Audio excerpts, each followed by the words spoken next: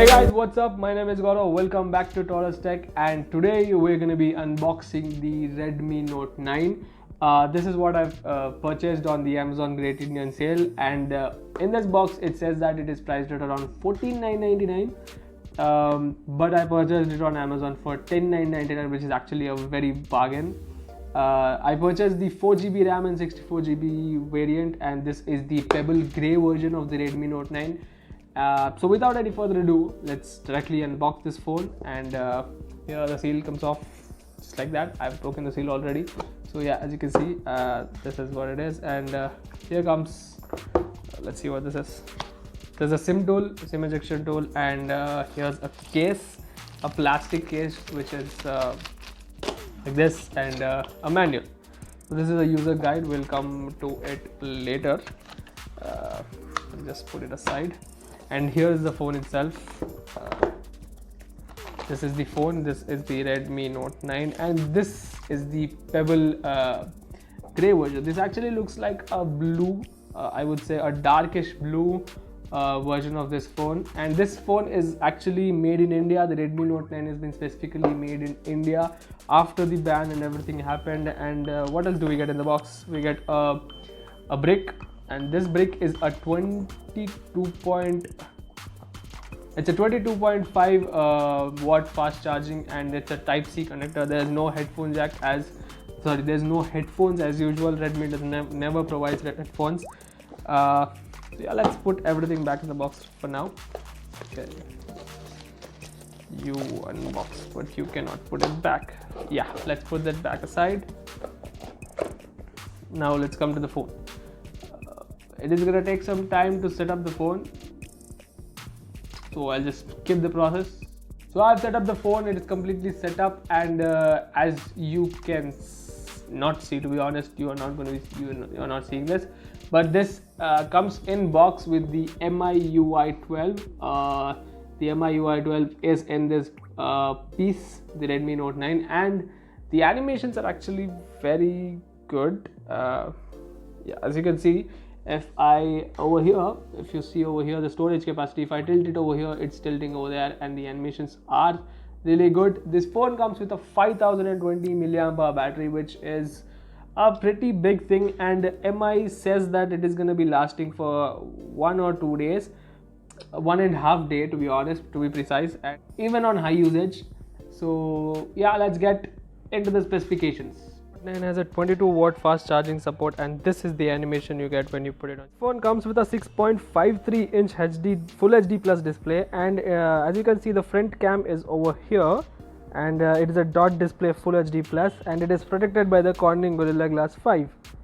Note 9 has a quad cam setup, and it has a 48 megapixels primary shooter, a 8 megapixels ultra wide lens, 2 megapixels depth shooter, and another 2 megapixels macro lens.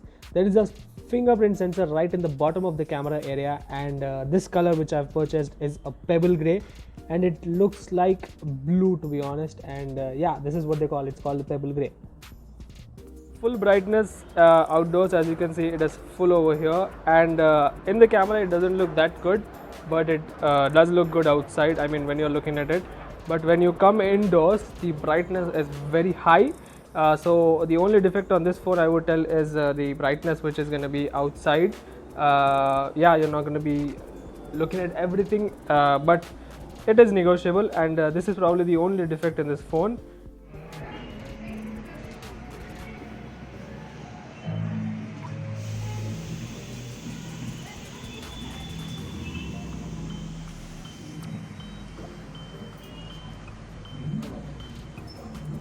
So what will be my final verdict about this Redmi Note 9? So the Redmi Note 9 is said to be coming with a MediaTek Helio G85, which is the updated version of the MediaTek Helio G80. But there's not much difference. This is said to be a performance gaming induced phone. But to be honest, I did not find any differences, and the gameplay was a bit laggy, on the laggier side. PUBG is banned, but I did try to play COD and all other games, and you have to play it in the lowest resolution possible. So it's not a gaming device. It's a premium mid-ranger smartphone, and for about 13,999, which you're going to be getting right now after the Great Indian Sale, this is a very good catch.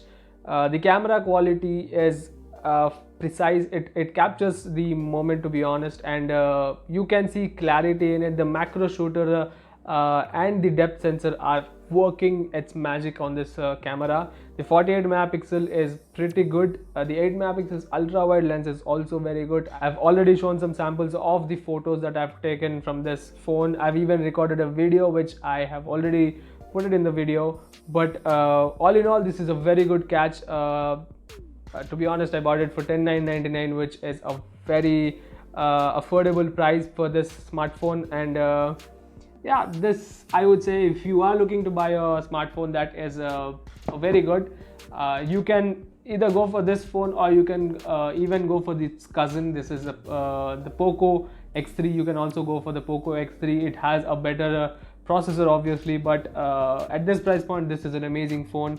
And if you're looking to buy this phone, I would really recommend you to buy this phone. Just go right ahead and buy it. It is a very nice phone. It is 200 grams, but it does feel a little heavier.